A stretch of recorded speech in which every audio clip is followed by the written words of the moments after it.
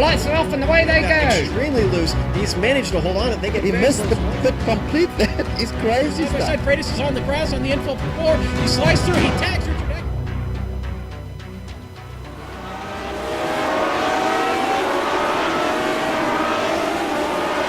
Good evening, race fans, and welcome to the Global Sim Racing Channel's broadcast of Round 11 of the Lionheart Retro Series.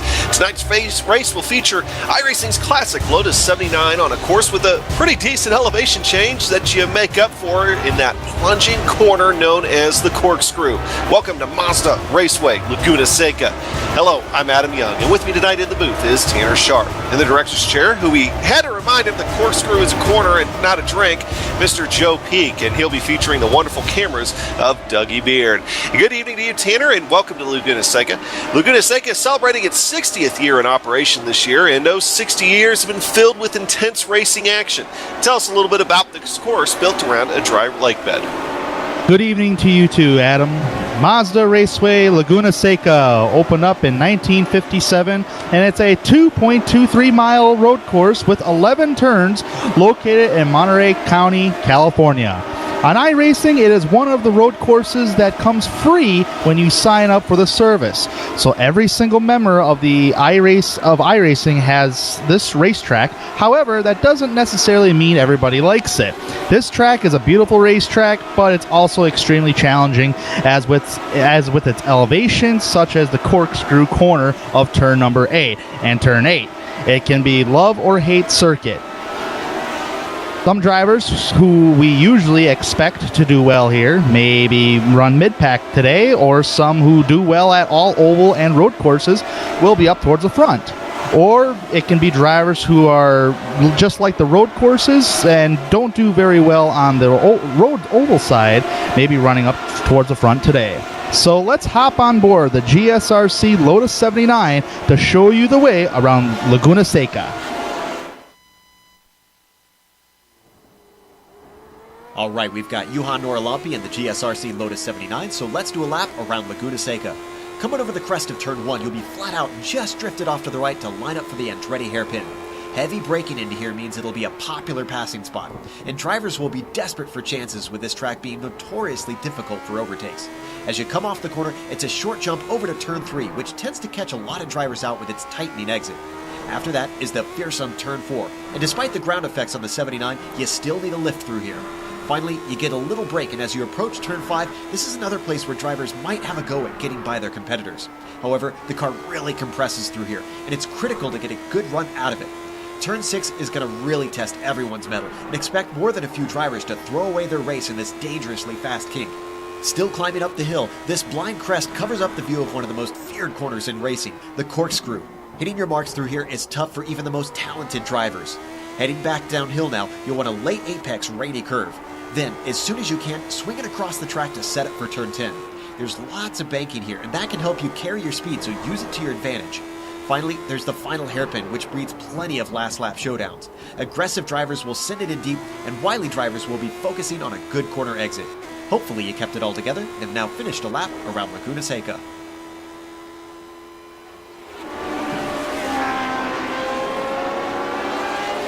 And of course, that was a good quick lap around Laguna Seca in the Lotus 79 GSRC vehicle. Now, once again, just like last time out at Mid-Ohio, this is going to be a first visit for these Lionheart Retro Series drivers. Even the previous incarnation in this case, the old Kart Retro Series, the series that became the Lionheart Retro Series, they never raced here either. So for many of these drivers, it's going to be the first time they've raced competitive laps here in the Lotus 79. Now you take that, and you also take the fact that two of our big points leaders and winners on previous road course races this season, Ryan Otis and Jason Galvin, they're not expected to be here tonight. It really could be anyone's race. Tanner, go ahead and walk us through the details of today's event. Yeah, the details of today's event at Laguna Seca, round 11 of 18, 45 laps, 100 miles. Maximum pit fuel stint is going to be 27 laps, so that's about one pit stop. There is an incident cap. There's a 12X. That means going off course, making contact with another car can go count against you for points-wise, as you see on screen. And the weather today, hot and slick, 78 degrees, 109 degree track temperature, partly cloudy, winds coming from the north. And they only do a 4-lap qualifying stint by themselves out on the racetrack today. The cautions are going to be localized only, so it'll only be controlled by the race officials itself. And the points are standard. It's there, Adam. Yeah, of course, by standard, there are certain times of the year for the crown jewel races where they'll get double points. That is not one of the races. This will just be normal points here for today. Real quick, while we're talking about the race details, do want to give a shout out to Dustin Wardlow. He's going to be actually having one of our onboard cameras here for today, and is also the race sponsor with Dewar's Candy. Go ahead and check them out sometime, dewarscandy.com. Just want to give him a special shout out here before the race starts. Now, of course, for the championship, we've already mentioned that 2 of the top 3 drivers in points will be missing this evening, and that has really big implications, particularly for one of them, and that is going to be Ryan Otis. These standings that you see here already have the 2 drop races that these guys get for the season factored in.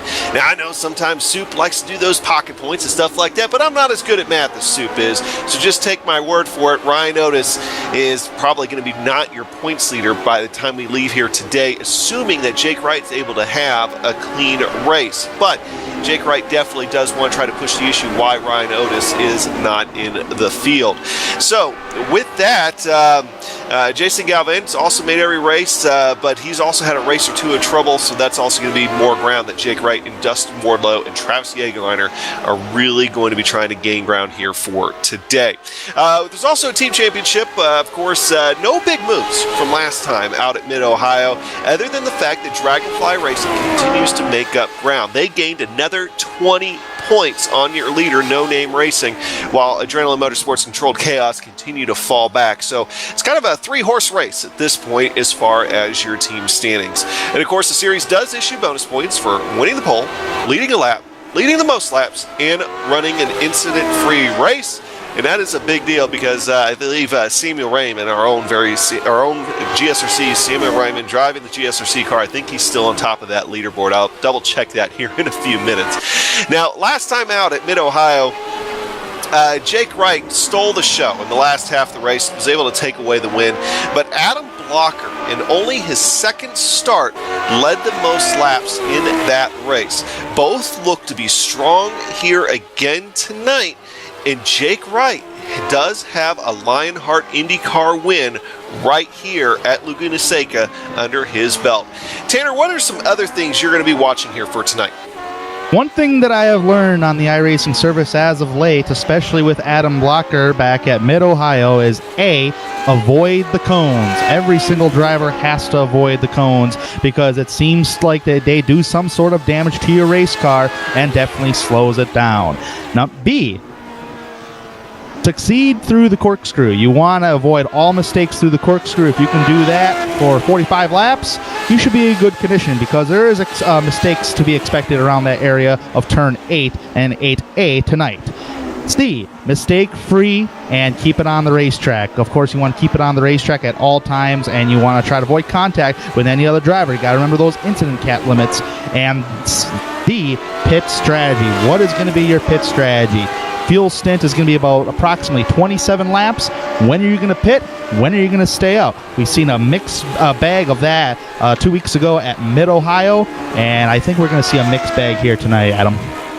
Yeah, and of course you do have a little bit of flexibility about when you want to pit. You probably have about a 9-lap pit window that you can go in if you want to pit early or pit late, and we've seen how that can affect things. And one more thing to add to your list. Now, of course, we get some pretty good intelligence about how things are going to shape up as far as things like tire wear and fuel usage and all that from the Lionheart guys. They take real good care of us in that regard. But the one thing that I'm wondering about, that even though they said it shouldn't be too much of an issue, is going to be tire wear. And Tanner, one thing that we've been watching here for so far in the practice session is the fact that these cars, they are sliding around all over this place, dirt tracking it through some of the corners. Laguna Seca itself is known as just a dusty track. I mean, it's a dry lake bed, so of course it's going to be dirt. And I'm really wondering if maybe tire wear, once we get into race conditions, might be a little bit more than what they anticipate. What do you think about that? Yeah, and I go back to that Mid-Ohio race between Adam Blocker and Jake Wright. There was they pitted around the same time. but there was also some drivers in the field that were gaining on one another because they had the fresher tires. I do think there will be some tire wear since it is hot, slick track conditions. The tires are going to be screaming for grip out there on the racetrack as they're coming off of the corner. So I think you're going to want to come down pit road and put full 4 tires on and fill that thing up with fuel. All right, well, we got about another 4 minutes and almost 20 seconds left here. You see Adam Blocker on the track now. Right now, he is up by, I believe, only about a tenth, maybe a little bit more than that on Jake C. Wright. It looks like just over 0.2 of a second on Jake Wright.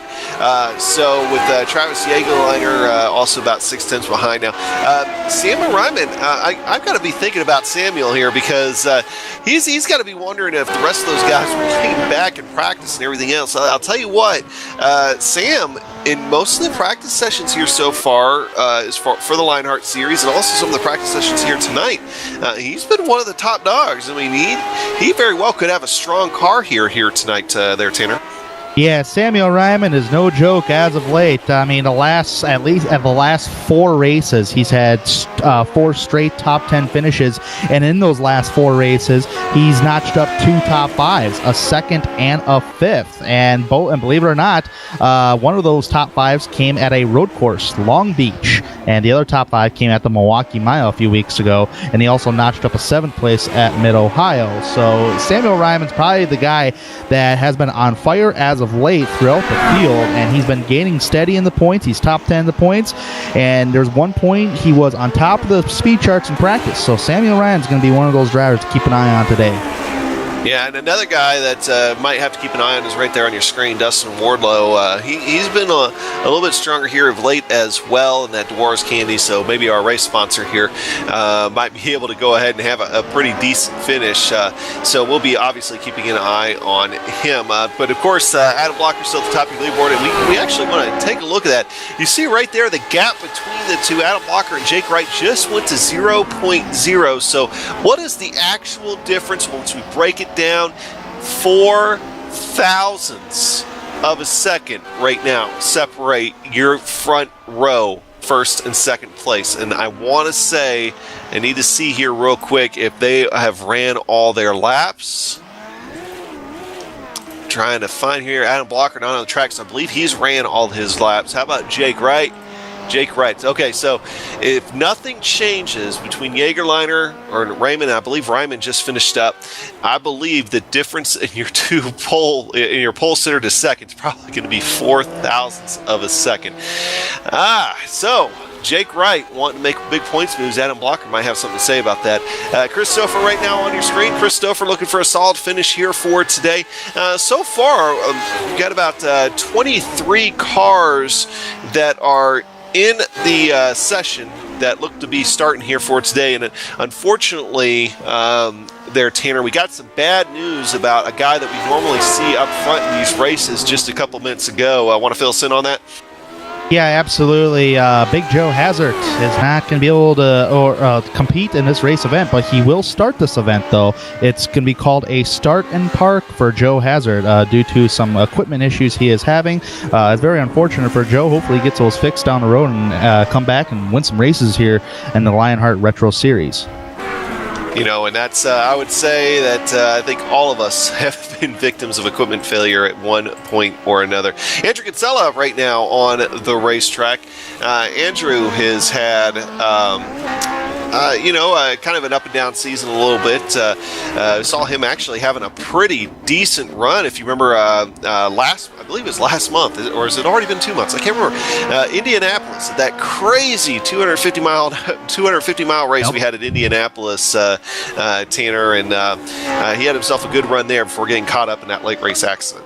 Yeah, and the driver that actually won that race only led one lap, and that was Dustin Wardlow in a Dwarves Candy Machine. But I tell you what, Andrew Kinsella, he's been competitive enough. He's just the results of the finishes is just not showing on paper in the last 3 races. He's only clinched 1 top 10 in this whole entire season of the Lionheart Retro Series, which happened at Montreal Circuit Gilles Villeneuve. He finished 8th there. So hopefully Andrew can notch up a solid top 10 day, a good points day for Andrew today, hopefully. Alrighty, well, with that, I believe it is safe to call the grid. Adam Blocker going to be starting on the pole by 4 thousandths of a second over Jake Wright. Travis Jagerliner is going to be starting in 3rd position. Take a look at that difference in time. 0.6 of a second between your front row going back to your second row. Samuel Ryman's going to be starting in 4th position, the outside of row 2. Row 3 is going to belong to David Altman and Dustin Wardlow. Of course, Dustin Wardlow in that Dewar's Candy Machine. Scott Balster in 7th and Bob Mikas in 8th position. Scott Johnson in 9th and George Zaldo in 10th. Tanner? Pierre Daigel's going to start off in the 11th position today. Bart Workman in 12th.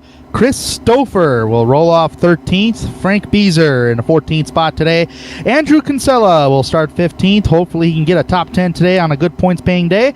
Ron Hacker in 16th. Patrick Taylor in 17th. Chris Schieber in 18th spot. Brian Greenlee in 19th, and rounding out the top 20 is Vincent Blumenthal. He was the last driver to take a qualification time. Jesse Vincent, 21st. James Krahula, 22nd. Big Joe Hazard doing a start in park today will start 24th, and 23rd, and Matthew Mercer rounding out this 24-car field. All right, so these guys are going to have a full pace lap here before we get going. Real quick, before they get rolling here, yes, okay, so full pace lap. And before they get rolling here, of course, track temperature today is going to be pretty warm. I believe we've already mentioned 109 degrees, which is just going to add to that slippery type of track that we're going to be expecting here today. Tanner, these guys getting ready to roll. Any final thoughts before we start this race? I'm going to be keeping an eye on 2 drivers that I think are going to try to battle out for a win today. Adam Blocker, who's looking for retribution after hitting cones and all that good stuff that damaged his race car at Mid-Ohio. He could have, should have, would have beat Jake Wright, but he didn't. Hopefully today is the day, and Jake Wright's going to be right there with him. He's going to be battling all day. It's going to be very interesting to see what kind of pit strategy these guys are going to do. My sleeper pick is going to be Mr. Samuel Ryman, bad fast. Maybe got knocked out of the top qualifying spot there, but he's rolling off 4th, and he's got a shot at something good today.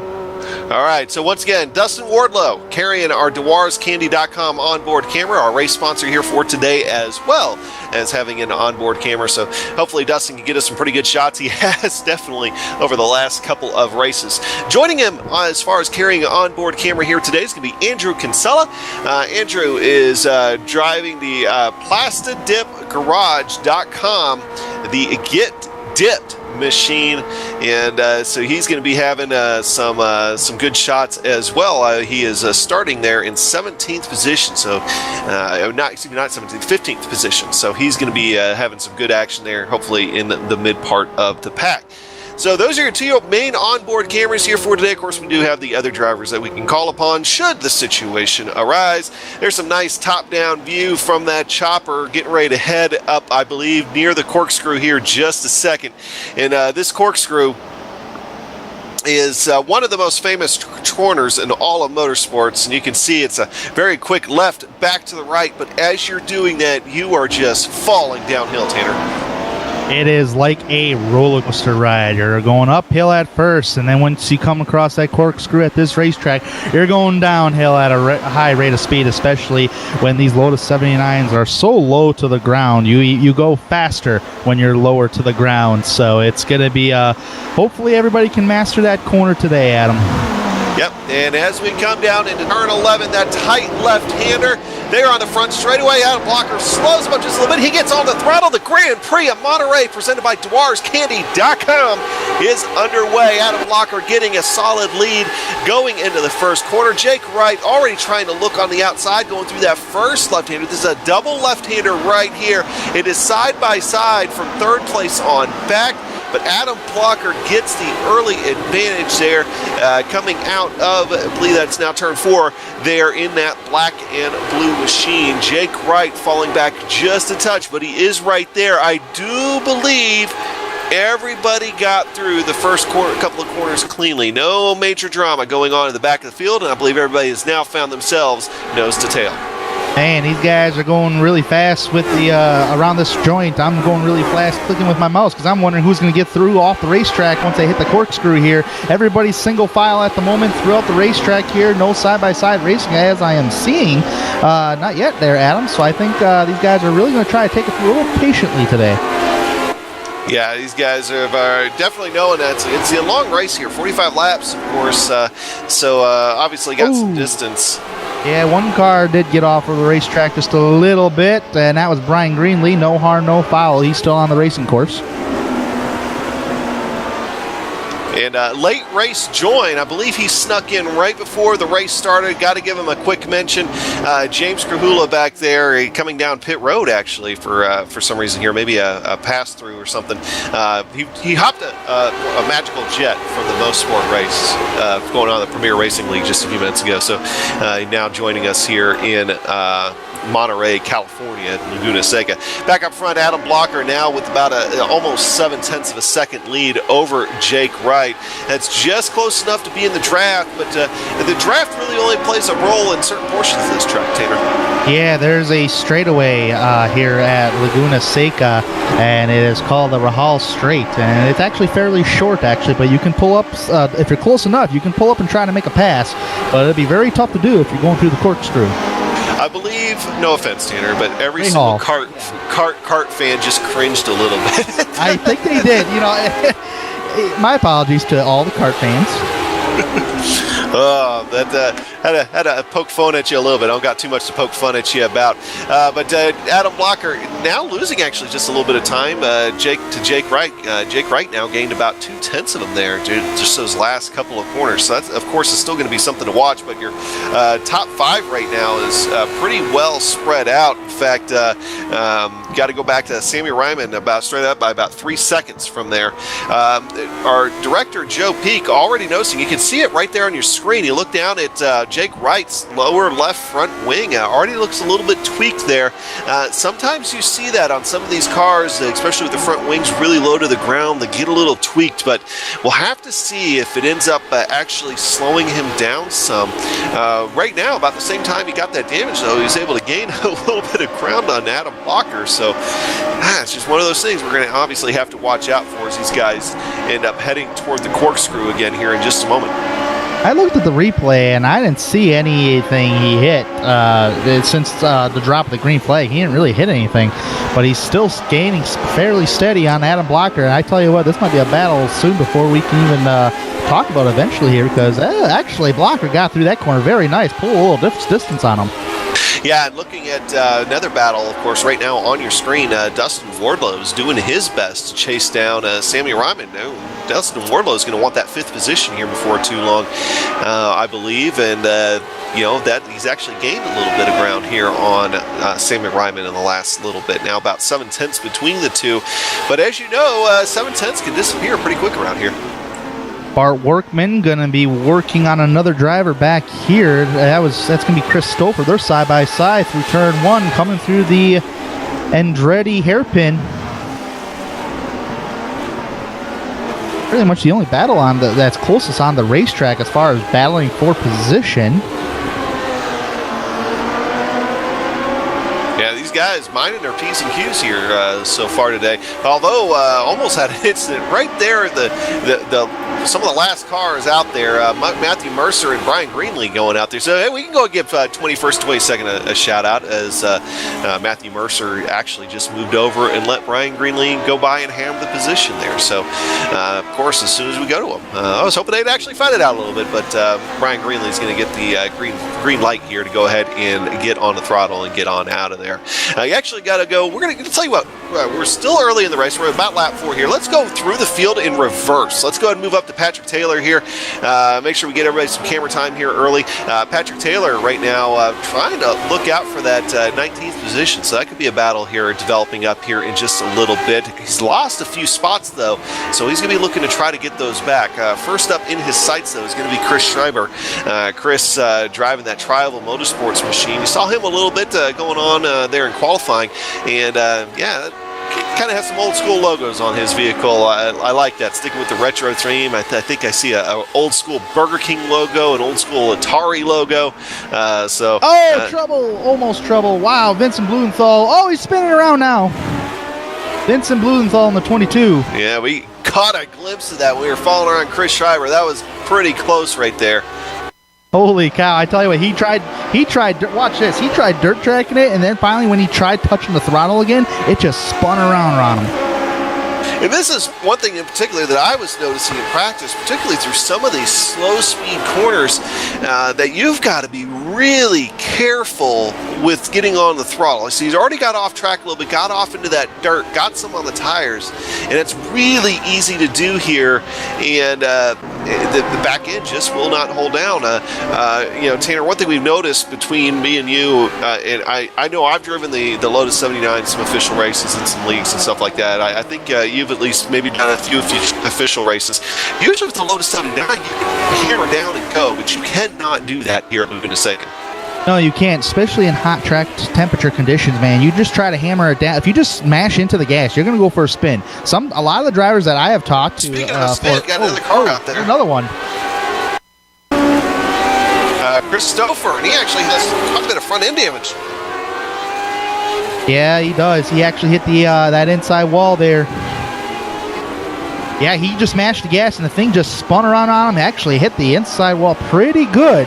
Coming off the final corner right there of turn 11. He's got to get her turned around. Yeah, I mean, he's turned around now, but... yeah, that could have been a lot worse, though. With that being said, Chris Stouffer is going to recover from his incident towards the back of the pack here. Searching throughout the... oh, we got a good battle right here between Pierre Deigel up towards the top 10 spot and Bob Mikas right ahead of... actually, Jordan Zalda, excuse me. Those were that guys were pretty close throughout the corkscrew there. Jordan Zalda is going to pull away from Pierre Deigel. Here I am thinking we'll do a through the field in reverse, since it's not something we normally do, and that's when things finally heat up with these guys out there. It does. Is starting to get a little bit more wear on the tires, obviously. Yeah, it definitely does, and I'm just curious who's going to go for another spin. Actually, all these incidents are happening in separate corners, Adam. That's one thing I've noticed, and the corkscrew's not one of them. Yeah, and I think one of the big common factors in it, they're all the slower speed corners, but not, well, with turn 11, obviously there were Christopher, but particularly there in that 1 and 2 complex, I think we've seen a few guys at least get a little squirrely through there, and that's one place where I usually look to see to have some problems, but usually more at the start of the race. We've seen some big problems there, and I think we've seen some big problems there in the real world too. I forget who it was. It was in one of the kart races in the mid-90s. I remember somebody actually nosing over the fence and kind of, I think, coming out of 2 right there at one point. Obviously the driver was okay. I should look up to see who that was, but I distinctly remember that accident there being one of the more spectacular ones in that part of the track. But geez, right now on your screen there, Jordan Zaldo leading that little bit of a group, 8/10 ahead of Pierre Deigel, and then Andrew Kinsella. In fact, we can actually go ahead and ride on board with Andrew Kinsella here as he's trying to make that move, now going down the front straightaway in that plastidipgarage.com get dipped onboard camera. He's just right now, I believe, just trying... oh, a little bit off the grass. Be careful. Don't get on the gas too hard. Okay, good job there by Andrew Kinsella. But I think right now, Tanner, he's just trying to feel out Pierre Deigel and see where he can make that move. Trying to feel him out indeed, and that's one. And when we were talking about running official races of Lotus 79, one thing that I've talked with drivers about, and it's a really good piece of advice when you're driving any kind of car on iRacing, especially if you're driving Lotus 79, is just ease into the gas. You can't just mash the gas like you could when iRacing first launched. As of late, you just got to ease into the gas. All these things are feeling like a real race car now, and it's really no joke. So you really got to take it easy out there in hot, slick conditions like this. And another driver I'm keeping an eye on, and he's right behind Andrew Kinsella. Jesse Vincent started 21st up to 13th in less than 10 laps. We're coming complete lap 9 right now. So we got an early mover up there in Jesse Vincent. So good eye on that, keeping tabs on that. Going back up to that Pierre Daigle battle. Now they've been able to catch George Zaldo. So it looks like we're going to have a 3-horse race here for 10th position before too long. Yeah, this is becoming the first 3-horse race of the evening tonight between Andrew Kinsella, Pierre Daigle, and Jordan Zaldo. That's positions 10, 11, and 12 respectively on the racing course. And Dustin Wardlow, something happened to Dustin Wardlow in the Dwarves Candy Machine. What happened to Wardlow here? Seeing here, he's running in 6th still. So whatever happened, he didn't lose any spots. Oh, he got really loose. There was he went over a rumble strip and ran over a piece of rumble strip and just went for a slide. Oh, okay. This is one of those unsuspecting portions of the track. Great save by Dustin, being able to keep all 4 corners okay on that car on your Dwarves Candy onboard camera there. That's one of those unsuspecting portions of the track where you wouldn't think you'd have a problem, but if you're not careful with it, it will still reach out and bite you. It definitely can. You still got to hit your marks, though, and sometimes you miss your marks at times.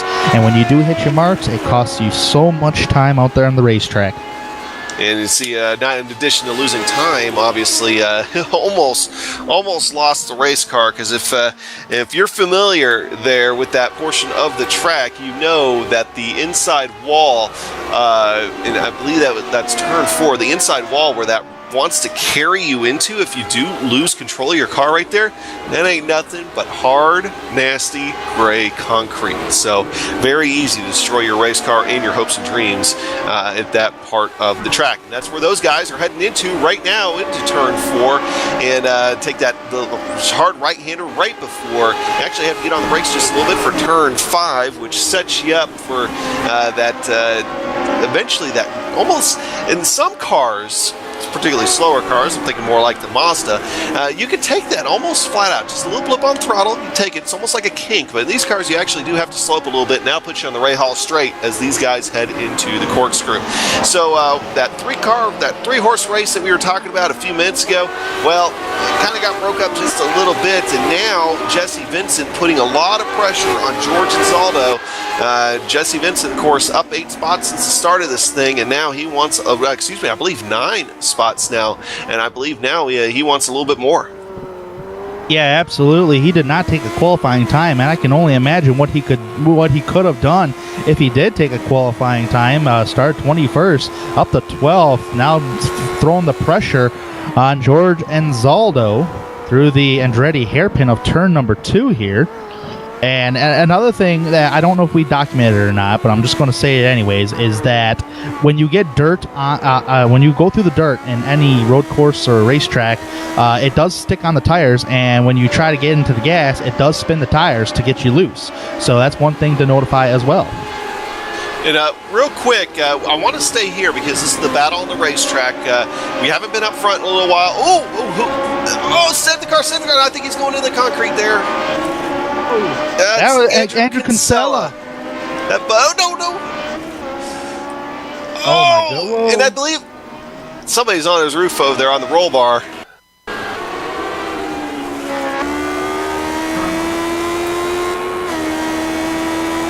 As Ron Hacker ended up getting the bad end of this deal, along with Andrew Kinsella. Andrew here hits that apex, gets a little wide into the dirt, and just loses the car, slides off. There's where he makes contact with the concrete, and then he backs up in the track. Here's Ron Hacker, takes evasive action, puts him into the dirt, and then hard into that concrete. They ultimately did not go over. It looked like it on my view, but he ultimately did not go over. He more just went downhill as he fell. But tough break for Ron Hacker, who is actually moving up just a little bit, I believe. Holy cow, that was a vicious hit for Ron Hacker. He was traveling almost 130 miles an hour in that short area of the racetrack going uphill. And I don't know if Andrew Kinsella was aware that there was drivers coming or not. But Ron Hacker, as you said, had to take evasive action. And it really ruined his day, and actually pretty much ruined Andrew Kinsella's day as well. He will not visit any kind of top 10 or victory lane today, so that's very unfortunate for both Ron Hacker and Andrew Kinsella.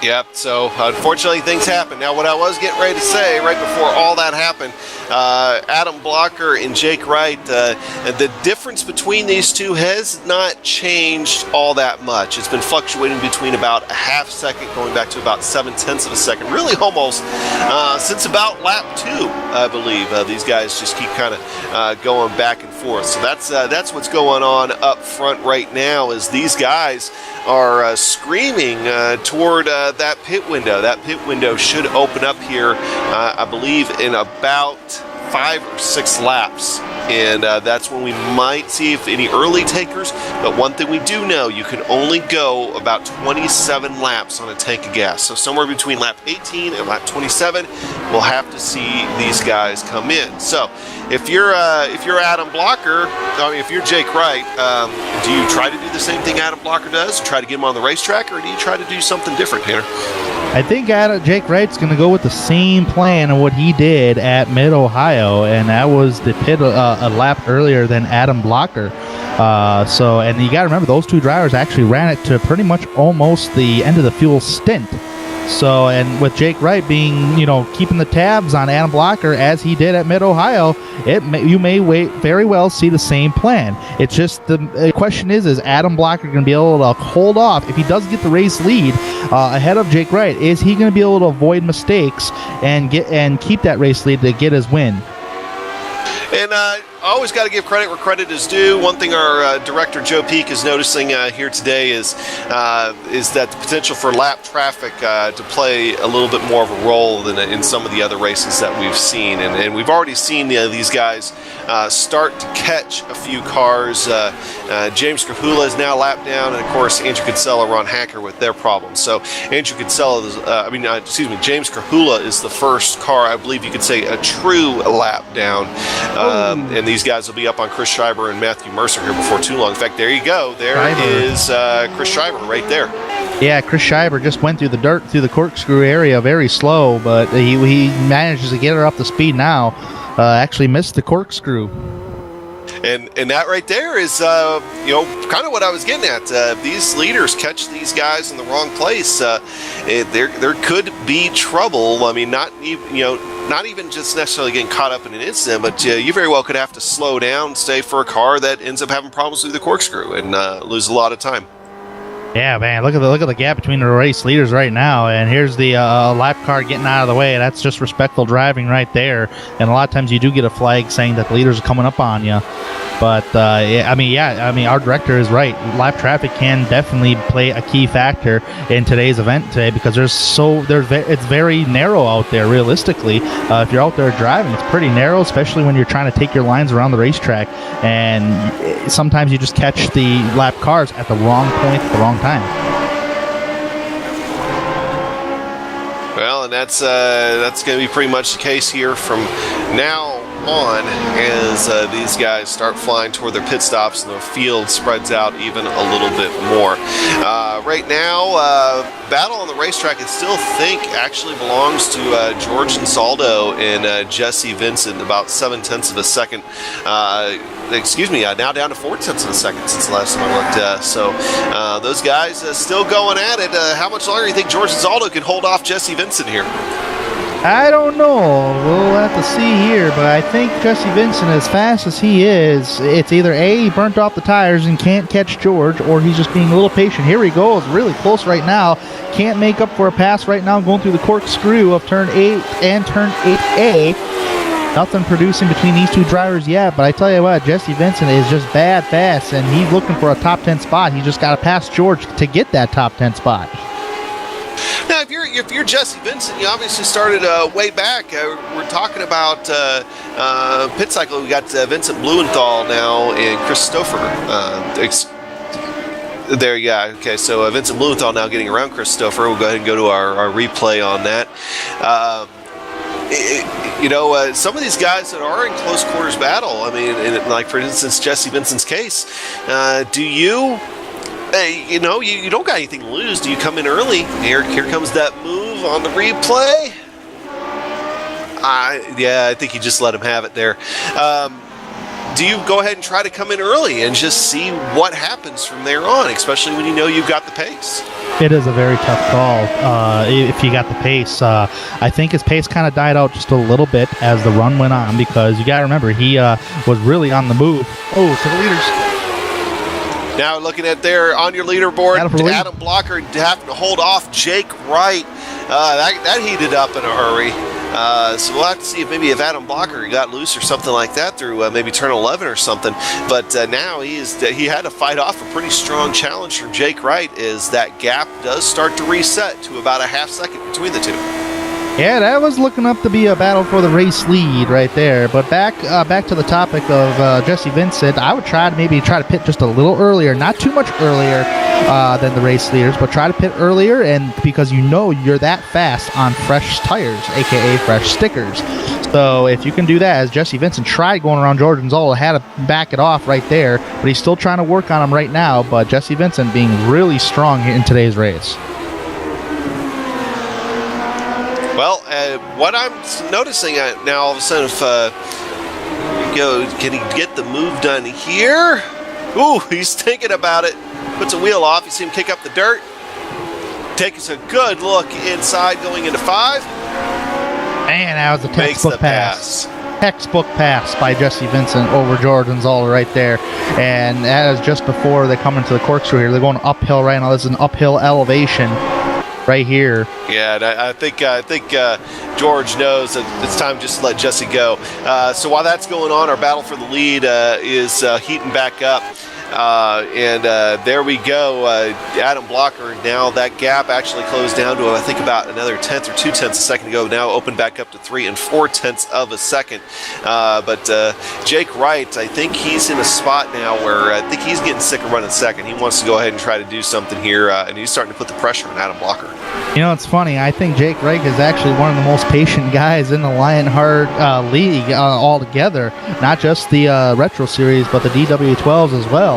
So, and I've seen him being really patient at times, not even leading a lap throughout the whole day, just running a different line than everybody else. And then eventually he's there in the top 3 or even for the win by the end of the checkered flag. So don't count out Jake Wright right now. He might be getting sick of second place, but he's keeping tabs with Adam Blocker. All right, another battle on your screen. Pierre Daigle being followed closely by Bart Workman. This seems to be a favorite place to make a pass at this racetrack today, going into turn 5. Not going to happen there right now for Bart Workman. He's going to go ahead and wait a little bit longer. They head into turn 6 and down the Rahal straightaway and eventually down into the corkscrew. Now, one thing you'll remember if you're a longtime race fan is the corkscrew right here. Going down that very quick left, downhill, right. Wow. You can't even see that right-hander till you're close there. And wow. If you remember that on that right side there used to be a lot of pavement there. Not so much anymore, and a lot of that goes back to 1996. And some guy named Juan Montoya decided that he was going to go ahead and use the racetrack right there where there wasn't a racetrack and make a great pass going through the corkscrew. If you've never seen it, look it up. Oh, it's Alex Zanardi. Why was it? It's because didn't Juan Montoya go into that car, I think, after Alex Zanardi left? It was Alex Zanardi. Sorry. And I believe that refresh my memory on the guy that he was trying to pass in that race. I've been doing this all day where I can think.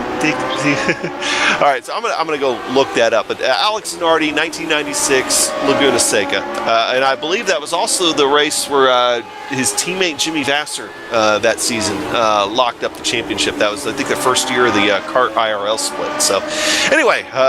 Race History 101 right there with my bad memory. And see these guys, Pierre Daigle and Bart Workman, that gap now opened back up to about 0.3 of a second as they're heading themselves down into that corkscrew underneath the Mazda banner.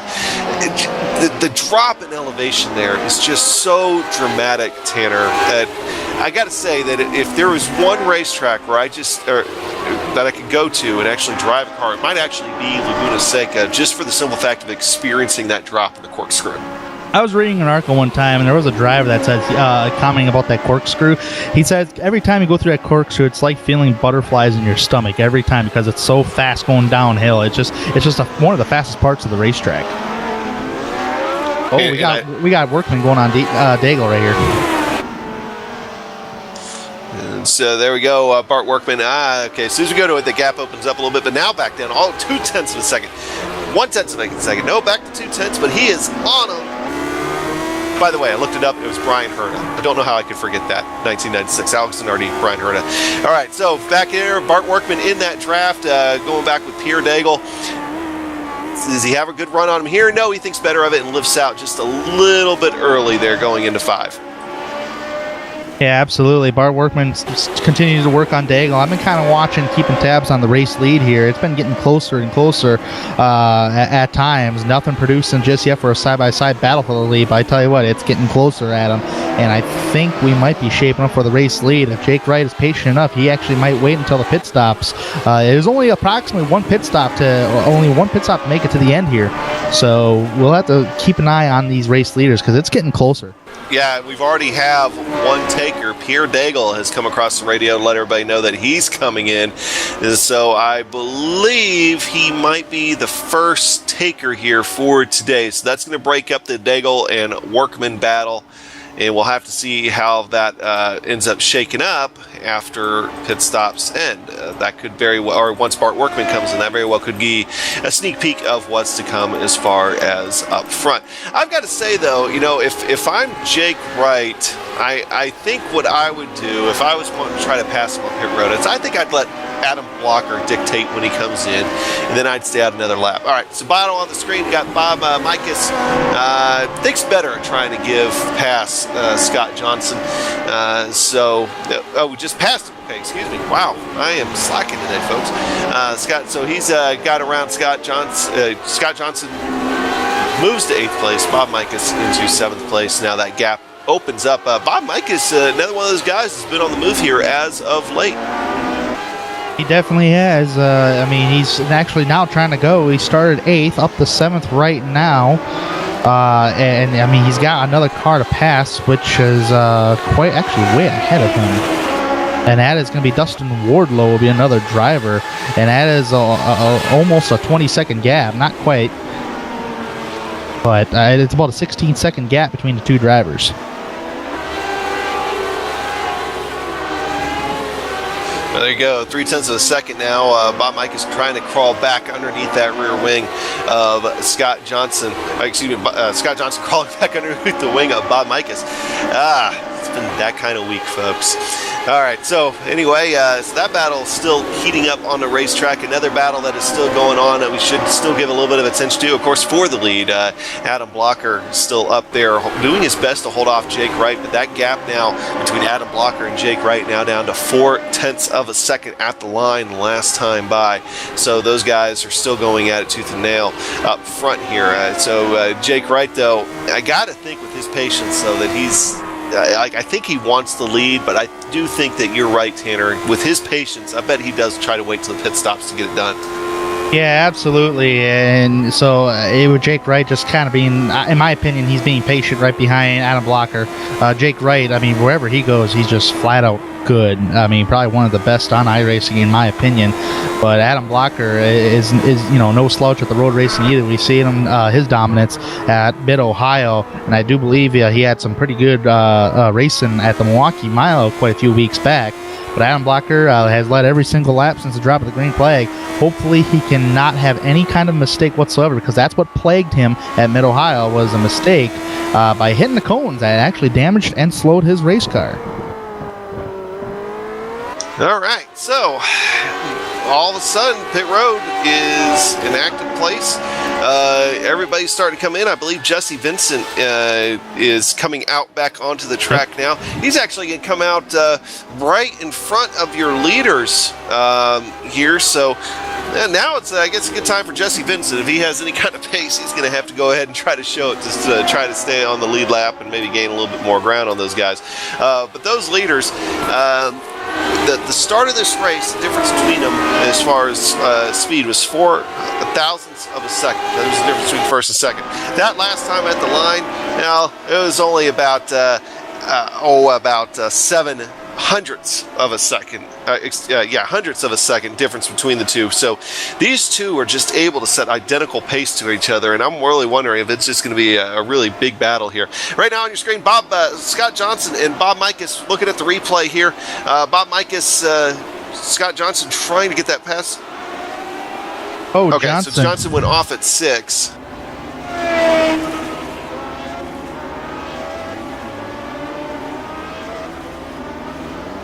So I guess he decided once he went off track, go ahead, good time to bring it on in.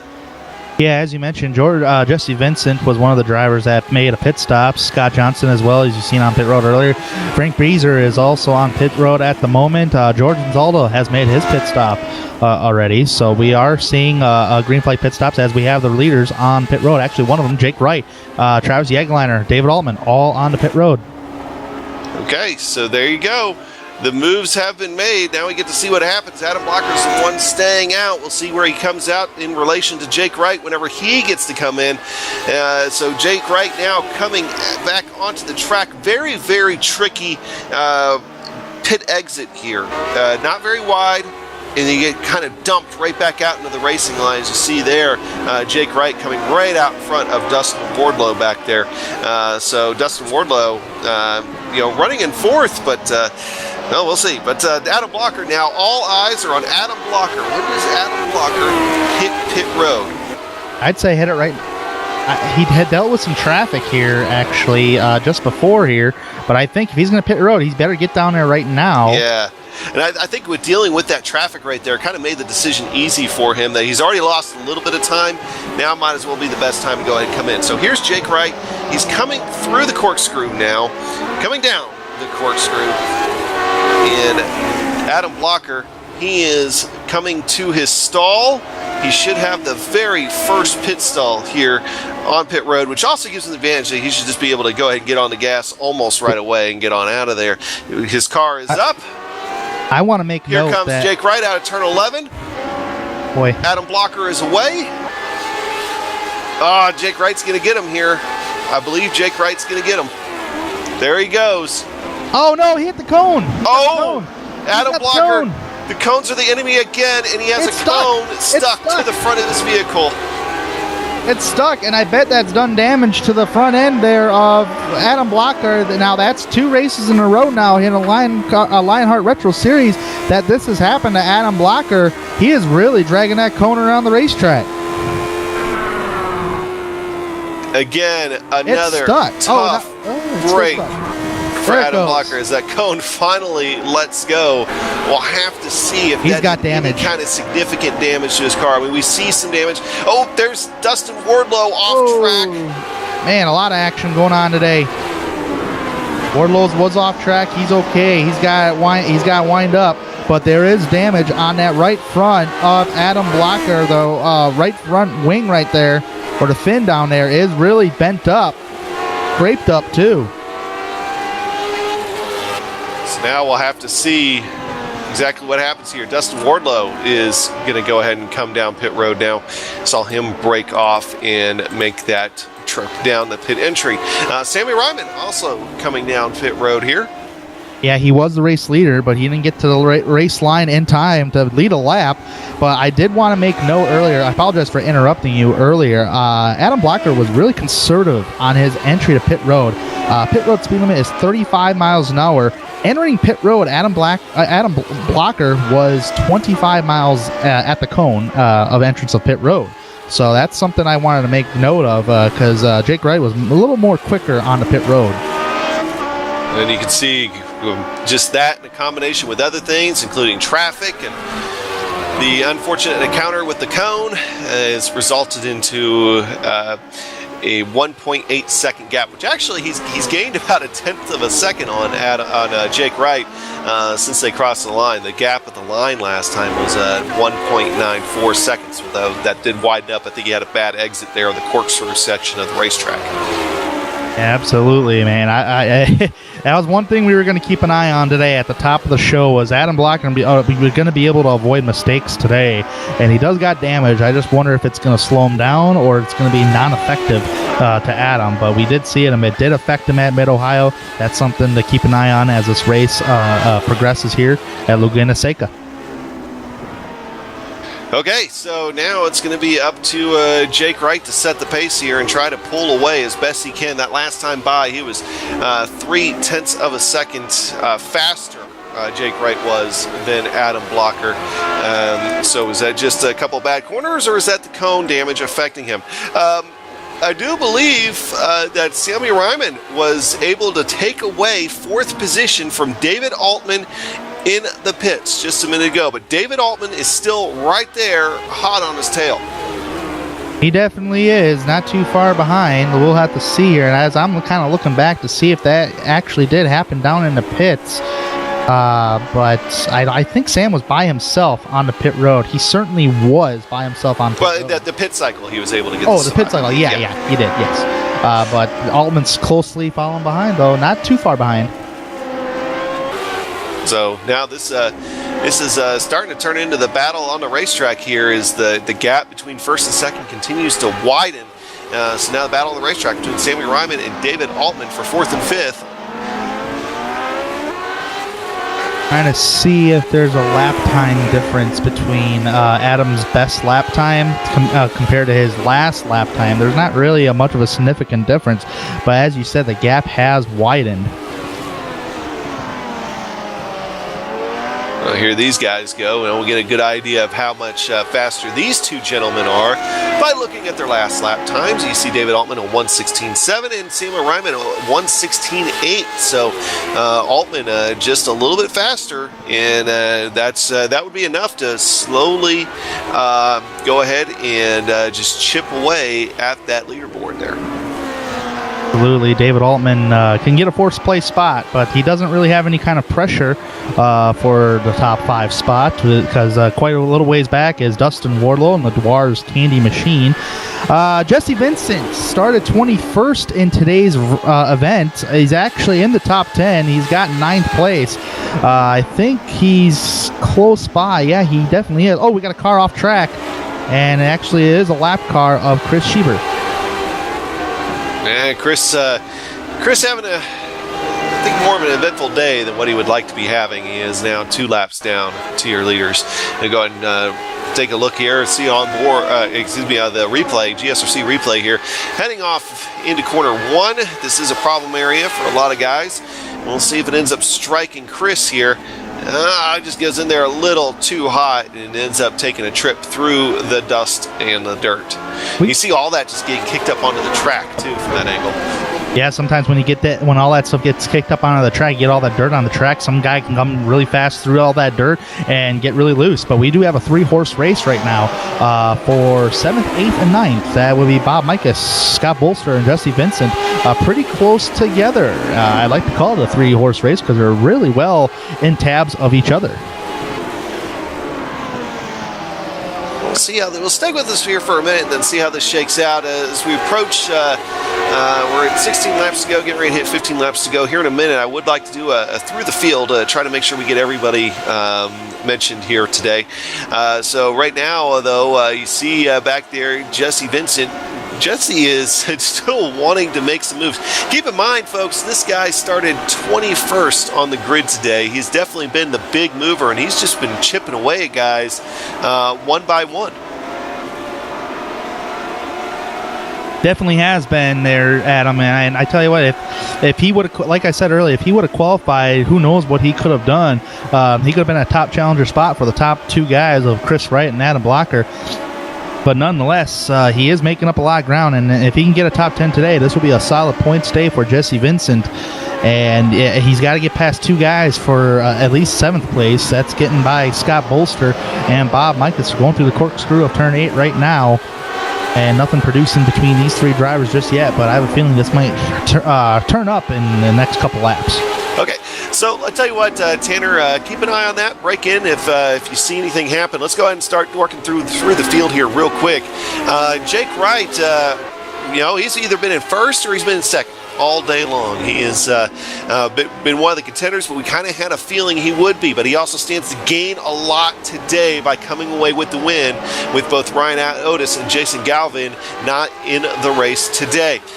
Going back, Adam Blocker, another guy. He's either been in first or he's been in second all day long. Now, his last lap was 1:16.063. He's been able to start gaining a little bit more on Jake Wright here the last couple of laps. But is it going to be too little too late? And he does have that front end damage from that cone that he hit coming off pit road a few minutes ago. Travis Jagerliner, I don't think we've talked at all about Travis Jagerliner today, but he is running in third position. It's been really a quiet race for Travis here so far, and he actually stands to gain a little bit of ground on Dustin Wardlow in the points, and also, of course, on Ryan Oates and Jason Galvin if he can just keep it clean here the rest of the way. Samuel Ryman, Samuel has been on a tear as of late. A couple of great finishes. Another guy that if he could just keep it clean and bring it home here for today, stands to gain quite a bit of ground. In fact, he could very well potentially pass another guy not in the field today. With that would be Chris Lanini. Going back to David Altman. David Altman rounds out your top five. He has been putting pressure on Samuel Ryman here as of late. Samuel was able to get around him on that last round of pit cycles, and then, of course, now he's having to fight back for that position there and get back in front of him. All right, so from there we go over to Dustin Wardlow. Hey, let's go right on board with Dustin Wardlow here. Oh, trouble! Oh. We got a car off the racetrack. Go ahead, Tanner. It's James Krahula off the racetrack, the number 4 machine. I believe he is in trouble here. Definitely is. Is coming off, I believe, turn number 4. As on the replay here, and this is just a gaggle of cars that has just mixed up in the last, at least in a lap and a half, with a bunch of cars nose to tail. James Krahula in the 17th spot, really not racing for position out there on the racetrack. Actually, yeah, he is actually. But Bob Michaels is right behind this, along with Jesse Vincent. Scott Johnson's close by. We were almost going to see a 4-horse race here until James Krahula went off the racetrack. But he gets back on the racetrack and ready to go here. But man, oh man, these guys have been battling on top of each other here. We got Scott Johnson, Jesse Vincent, Bob Michaels all over each other coming off the final corner of turn 11. All right, and so we'll get to those guys here. Dustin Wardlow, of course, Dwar's Candy Machine. Very quiet run out there for today, as well as we ride along with that DeWarsCandy.com on-board camera. And then we start getting back into the action. The Scott Bolster back there, was Dustin Wardlow coming real fast, real up in a car, in that Skull Bandit machine. The only thing he's missing is a number 33, and it'll remind me of the old Harry Gant car. But he is running right where he started. Another one of those guys, the Michigan driver, having a quiet race. Then we have to go back now. This thing is... This was just 3 wide. More and more interesting. Now, where did Scott Johnson come from? Is he now in 7th position? Okay, no, he's in 10th. Oof, that threw me for a loop there for a second. These guys have been going tooth and nail. Bob Michaels is up there. Jesse Vincent. Was watching Johnson and Jesse Vincent swap positions back and forth. See Bob Michaels there lock up the brakes going into the corkscrew. Ooh, a bad exit there too because of it.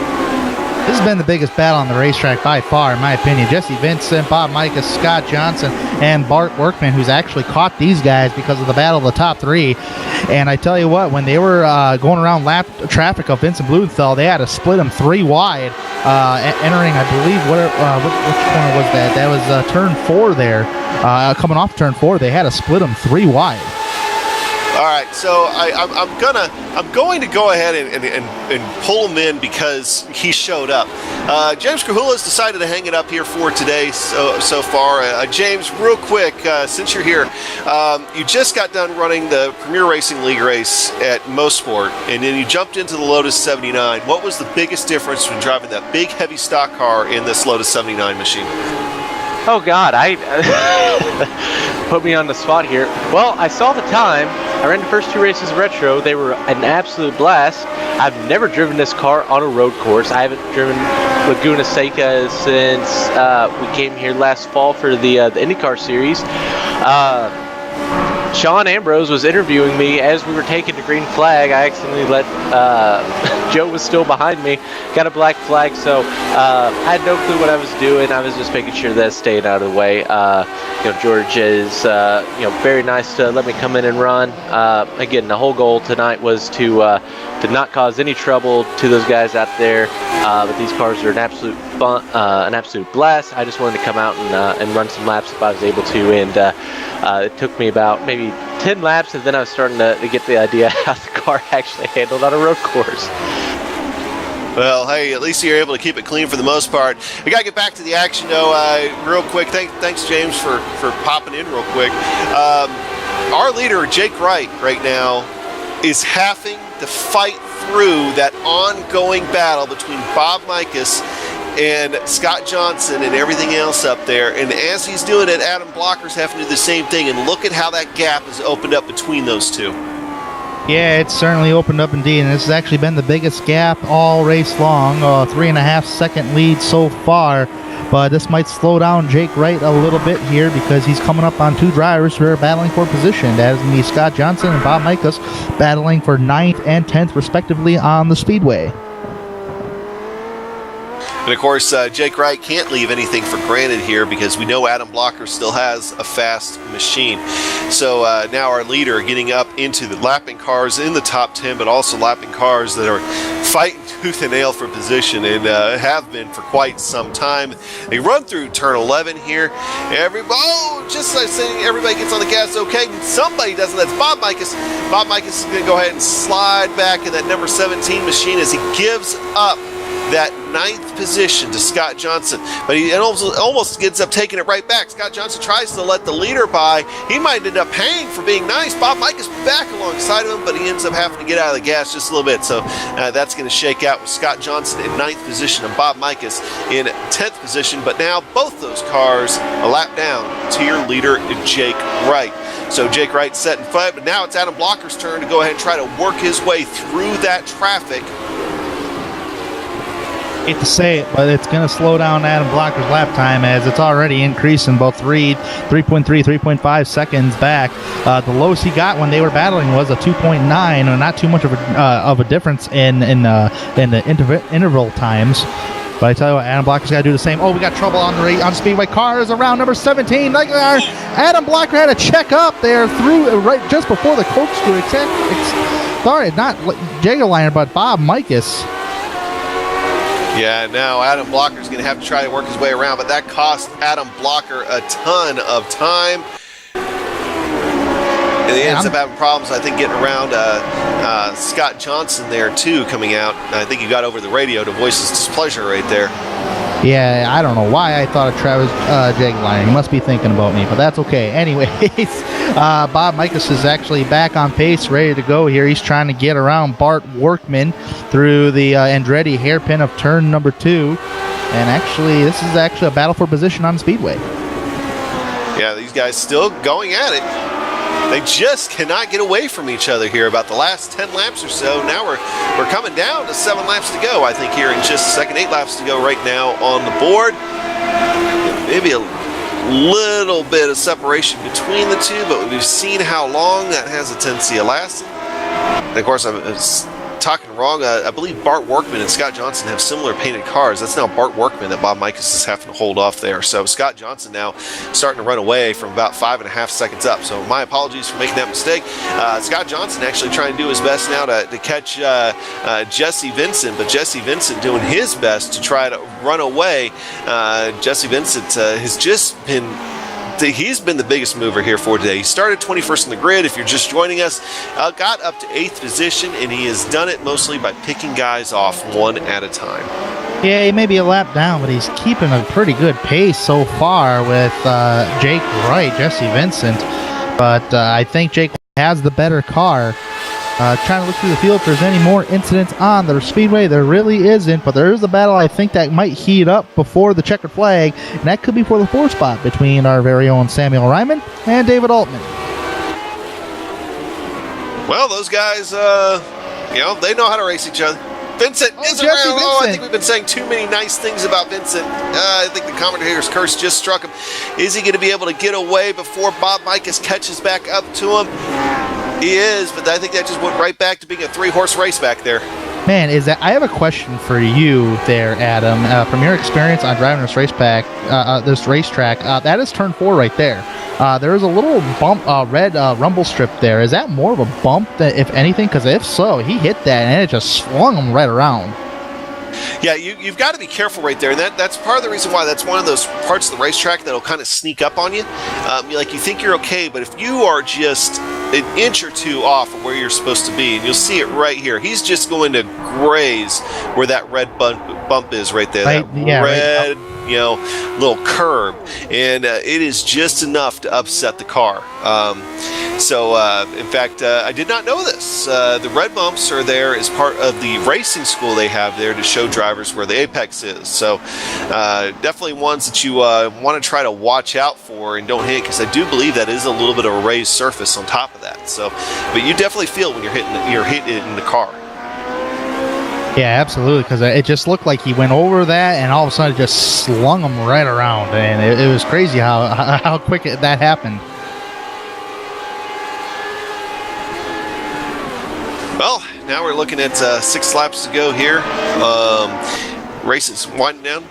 And Samuel Ryman has lost the spot to David Altman here in just the last little bit. I think probably while we were talking there about Jesse Vincent's spin. So, Sam had a moment in the corkscrew. He totally missed the corkscrew by going through the dirt. Flat out going through the dirt, and he actually had to slow down because I think he got black flag for cutting the course. So that means you have to slow down because it gives you a timer for you to slow down. Get it up on replay here, the GSRC replay here now. Going uphill elevation here, going through Ray Hall's straight. Looked like he was going to turn left, and all of a sudden something must have happened to where he had to go through dirt. He tried taking the Alex Zanardi line. Yeah.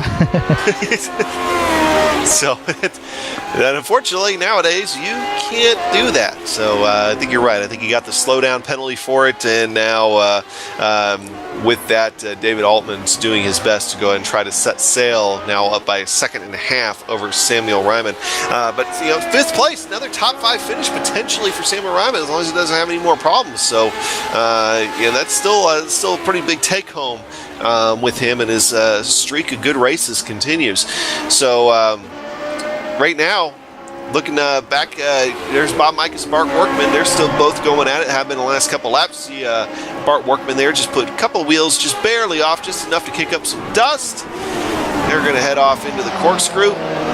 There, everybody's getting through there. If anything, I think Bart Workman got in there just a little bit hot. You see that gap widen. Yeah, now it went from about 0.6 of a second to 0.8 of a second. The corkscrew is one of those turns that sometimes it's almost better to take it a little slower than you would think and get through it as opposed to running in there too hot. You lose a lot of time going in there too hot, don't you, Tanner?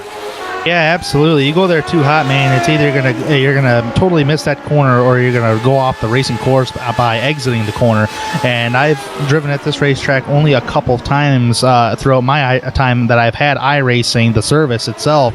And coming here for the first time as a rookie back in 2011, I tell you what, it'll take a lot more practice before I ever enter an official race. But it looked like on here, just on paper here, Adam, I don't know if you've been noticing it, but it looks like Jesse Vincent isn't as fast as he was, because it looked like Bob Mikas and Workman were actually gaining on Vincent. And that very well could be more of a mental thing for Jesse Vincent. He, in fact, right there, he almost has another little bit of a moment. His back end tried to step out on him just a touch. But it might be more of a mental thing. He's already spun it around once, and maybe he just doesn't want to push the limits anymore in his car. That would not surprise me if that's the case. Oh, man, this is a huge battle right here between Workman and Mikas. Mikas actually threw a little tiny block on Workman, did not allow Workman to go on the left side just before they hit the corkscrew, and Workman's really working hard trying to get by Mikas for that top 10 spot, and this is a battle for a top 10 spot before we see the checkers. Oh, there you go. Bart Workman working on him there. Oh. Bob Mikas tries to go to offensive line, but he ends up shooting out wide. Actually ends up losing quite a bit of time to Bart Workman. Bart Workman almost alongside him. Not quite able to get there just yet. Ends up just backing out just a touch. Bob Mikas somehow holds him off right there. Somehow, some way, and I think he had a better job going through, I believe it was, going through turn 3. For sure, he had a better job going through turn 3. That pulled a little gap, but right now, Workman gains back that gap.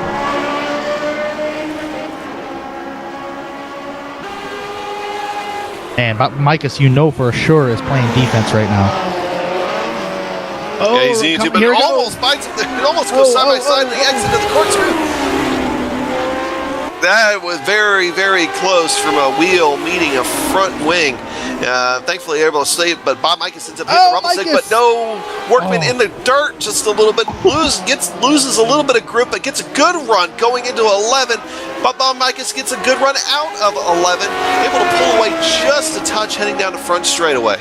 Man, if he can nail the Andretti hairpin of turn 2 and turn 3, he can really get by him. I believe coming off of turn 4, that would be a good passing corner right there. But oh man, he hit that red bump right there at the apex for the school, and that caused him to lose the little momentum to Mikas. Yeah, and that back end stepped out too, I think, with a little bit of dirt, but Bob Mikas has a bad entry into that corner. It's really, really going to come down to whether or not Bart Workman can just get his nose in there at any point. Yeah, and if you do that and the guy cuts you off, man, I mean, that could end up in disaster, and you don't want that to happen. He actually Workman got a lot of the dirt there that slowed his momentum down. Come to the corkscrew here of turn 8. I think after the corkscrew is the corners right here. I think it is Workman's strongest portion of the racetrack. Rainy curve of turn 9. You go down to turn 10. I think those are his strongest corners of the racetrack. All right, so we're going to go ahead and go up to Jake Wright here. Jake Wright finishing on the white flag lap. This thing is just about done. You're looking at Adam Blocker now over 3 seconds back behind him. Jake Wright, the California driver. I have to ask him if he considers this his home track or not, but Adam Blocker is just not going to have it here for today. So all Jake Wright has to do is just bring the car home. He's coming up racetrack. I believe he is approaching the corkscrew here, down the corkscrew for the final time today. Going through turn 9, coming into turn 10. One more corner to go for Jake Wright. That green and yellow Fanatec machine there, that surveysystem.com, comes around turn 11. Power on, pit crew on the wall. Jake Wright brings home the Grand Prix of Monterey, presented by DeWarsCandy.com. Adam Blocker is going to bring it home in second. Travis Jaegerliner, about 32 seconds behind these guys.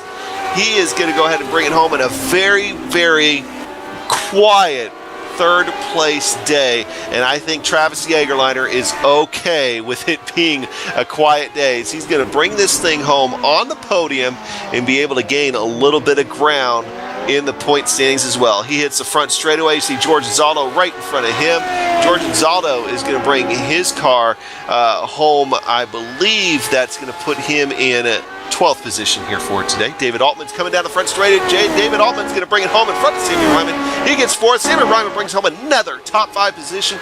And then Dustin Wardlow comes home in 6th spot. So that is your lead lap. And with that, we're going to go ahead and take a break. We'll come back and bring you your finishing order.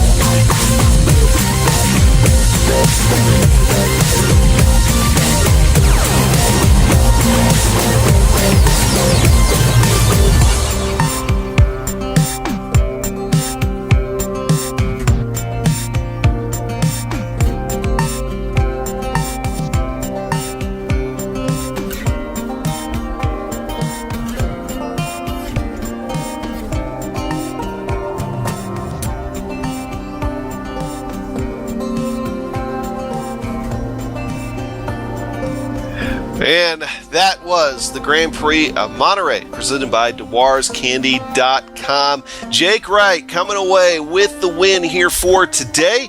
He ends up taking it away from Adam Blocker with over 3 seconds of a gap between the two of them. Adam Blocker led most of the front half of this race. Travis Jagerliner, I keep saying Travis Jagerliner had just a quiet day today, and with that quiet day, he was able to bring that car home in 3rd position. 4th position belonged to David Altman, able to get around Samuel Ryman there in the closing stages of the race after Sam ended up kind of had a little bit of a problem getting it through the corkscrew, decided to take the Alex Zanardi line, and he ends up coming home in 5th position. 6th position, Dustin Wardlow. 7th position is going to go to Scott Bolster.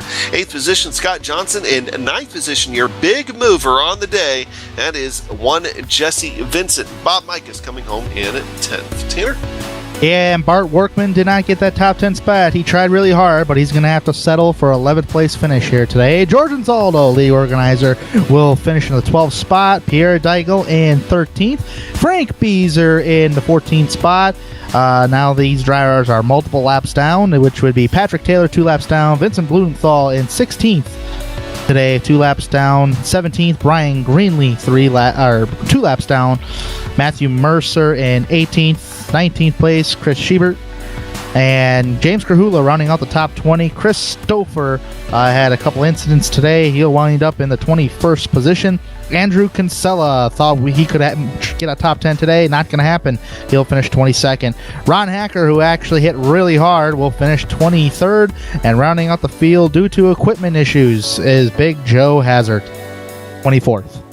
All right, so with that, our winner is here and present. Let's go ahead and drag down Jake Wright, and I believe Tanner will catch up with him.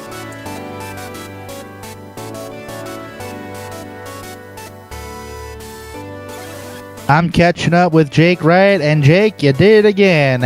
One was at Mid-Ohio, and the other one is here at Laguna Seca, man. And how do you plan your pit strategies? Is it pretty much the same plan always, or do you always have to mix it up here whenever you go to a road course?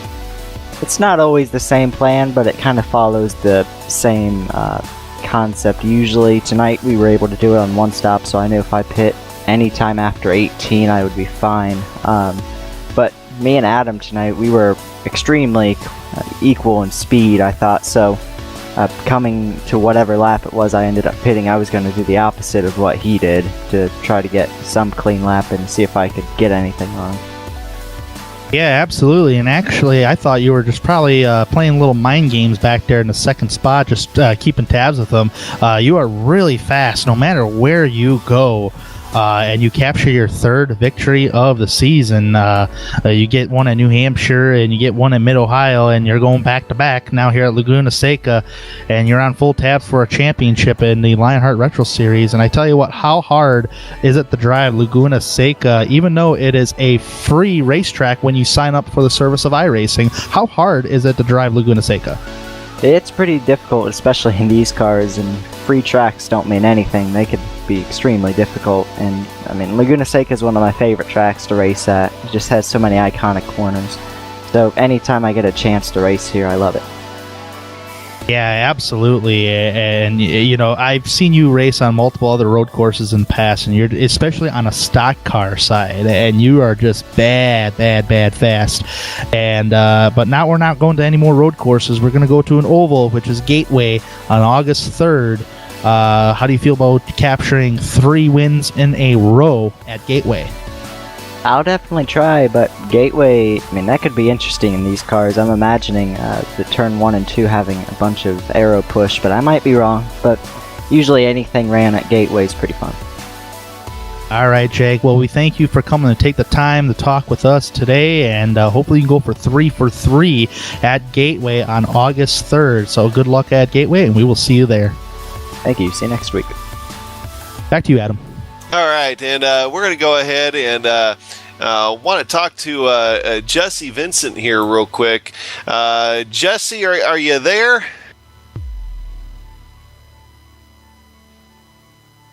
Yes, I am. Hey, Jesse. I was in the middle of a story. Sorry about that. Hey, wanted to give you a quick shout out here real quick. Go a little bit out of order. Of course, you had a 9th place finish today. You were up to 8th at one point, but started 21st on the field. I just want you to quickly tell us about your journey getting up into the top 10.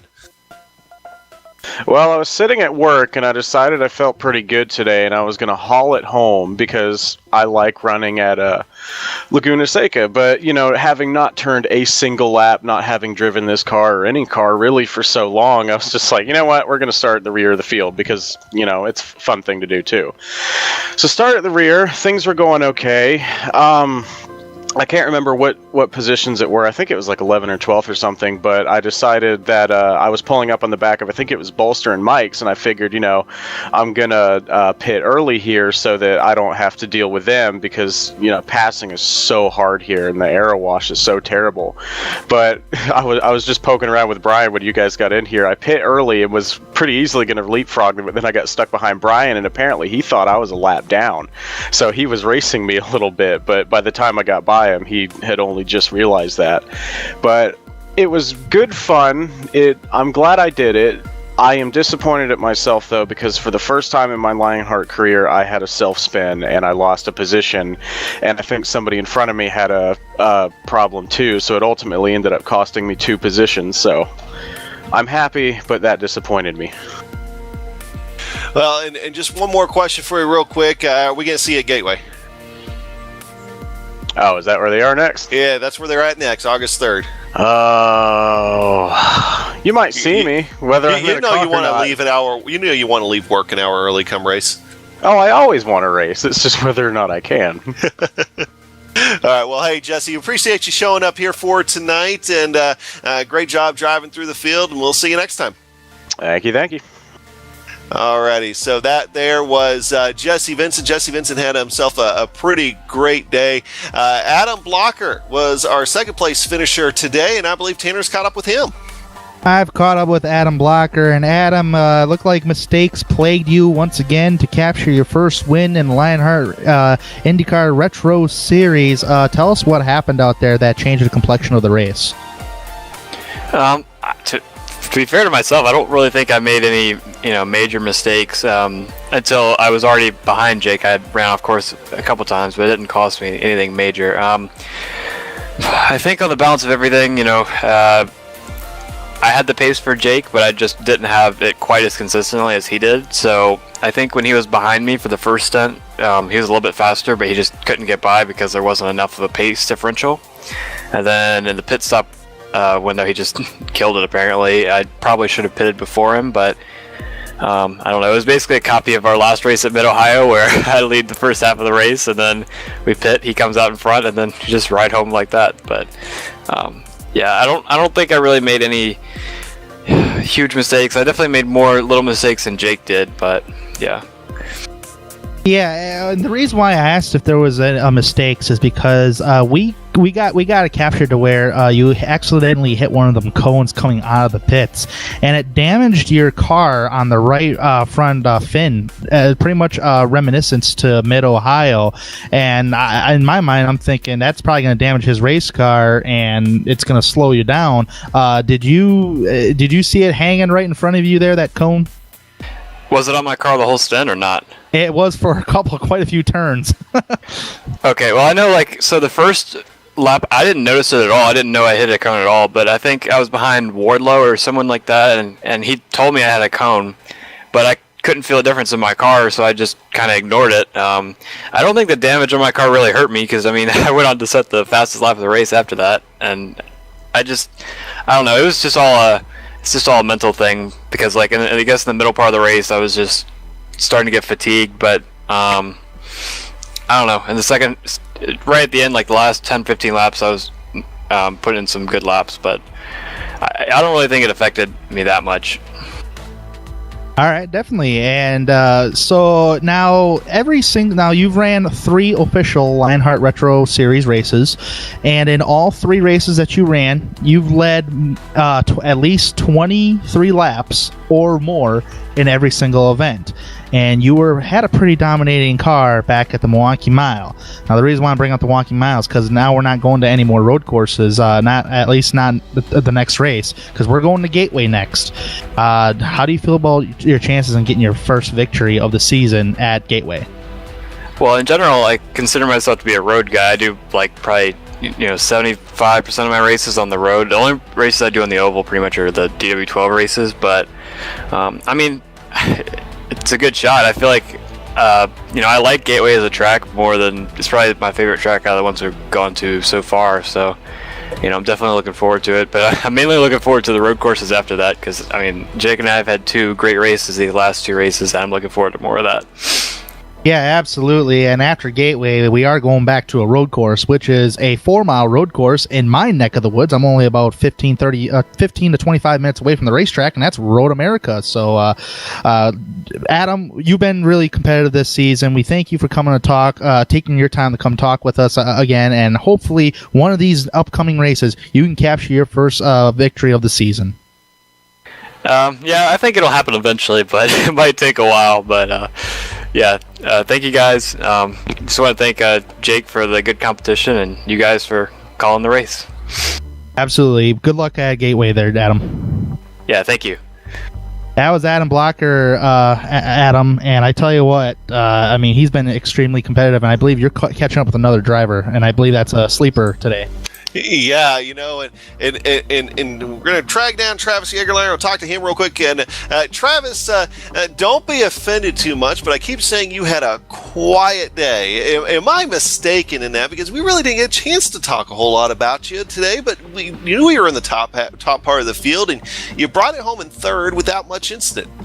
Yeah, evening, guys. You're right. I was kind of in no man's land, which was dangerous. I had a couple offs. I really had to focus because I kind of was daydreaming. I saw David and Sam having a great fight behind me. They were setting similar lap times, but they were fighting each other, and I don't think, they kind of kept them between me and the leaders. And, of course, Jake and Adam were just light years ahead of me. I would have liked to try to track them down, but I was just kind of in no man's land. But hey, it was a fun race. I love this car. I love this track. So it was a lot of fun. Well, that one thing that's going to help you out today, of course, Ryan Otis, Jason Galvin weren't in the race today, and Dustin Wardlow, well, you finished ahead of Dustin, so you actually stand to gain a little bit of ground in the point standings coming out of here for today. Now, are you going to be able to carry that momentum going into Gateway? I certainly hope so. I really struggled. It was disappointing to miss Mid-Ohio, one of my favorite tracks, and I just had a conflict. So it was important to come back and have a good finish here. So absolutely, I want to try and stay where I'm at now. It's an oval course. I'm a road guy, so it's going to take a little bit more work. But I see you doing better with the ovals with the Lotus than I do with the Indy cars. So hopefully I can carry that into next week. Well, at least it's an oval with 2 completely different corners, right? Yeah, exactly. All right. Well, hey, Travis, good job again on a 3rd place finish here for today, and we'll see you here actually already next week. Took a month off, and here we are. We're going to have 2 in 2 weeks. Great. All right. Thanks a lot, guys. Yep. All right, so that's Travis Yeagerleiner right there. Great 3rd place finish here for today. Tanner, we're going to go ahead and start closing up shop. You got any real quick final thoughts? It was a great race here at the Laguna Seca, one of my actually first races that I've actually gotten a call here today, and I'm really looking forward to Gateway because it's going to be interesting to see how the Lotus 79s handle there. I've seen all the stock cars and Indy cars race there, so if the Indy cars can race there, the Lotus 79s are more than capable, just got to have the right setup, and it's definitely going to be a great race. All right, so thanks for that, Tanner. Thank you for here for tonight. Also want to thank the organizer of the Lionheart IndyCar and Retro Series. That's being a Lionheart Racing Series. You can visit them at lionheartracingseries.com. Thanks to the software and hardware that we use for our broadcast. You can see listed on your screen. Additional thanks to our musical contributors Eric Echolm and Casey Lalonde, whose music you can also find at the websites listed. Thanks to the team today, Tanner, Joe, and Dougie. If you'd like to find out more about GSRC, you can find it at www.globalsimracingchannel.com, along with archived races and upcoming broadcasts. We're also on Twitter at at GSR Channel and Facebook at /Global Sim Racing Channel. All right, the next week, I mentioned we just took a month off. Now here we are. We're already going to have 2 races in 2 weeks coming back at you next Thursday from Gateway at 10:35 Eastern. Of course, it's 9:35 Central. That's where I was trying to go with that. So we'll see you here next week. You also have other upcoming races for other series on your screen, so check those out. Mark them down on your calendar.